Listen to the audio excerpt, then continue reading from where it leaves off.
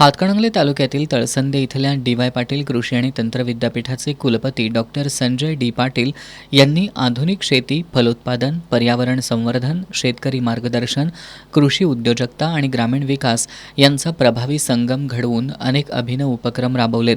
तळसंदेच्या फोंड्या माळावर त्यांनी वनराई फुलवली आहे. या ठिकाणी त्यांचे शेतीविषयक प्रयोग सातत्याने सुरू असतात. शेतकऱ्यांना आधुनिक तंत्रज्ञान, वैज्ञानिक शेती पद्धती, उत्पादन वाढ आणि मूल्यवर्धन याबाबत मार्गदर्शन करून त्यांनी कृषी क्षेत्राच्या विकासात महत्त्वपूर्ण योगदान दिले. कृषी विज्ञान केंद्राच्या माध्यमातून शेतकऱ्यांपर्यंत नवनवीन तंत्रज्ञानाची माहिती पोहोचवण्याचं कामही डॉक्टर पाटील यांनी केले. त्यांच्या या कार्याची दखल घेऊन महाराष्ट्र शासनाच्या वतीनं त्यांना 2023 सालचा डॉक्टर पंजाबराव देशमुख कृषी रत्न पुरस्कार जाहीर करण्यात आला आहे.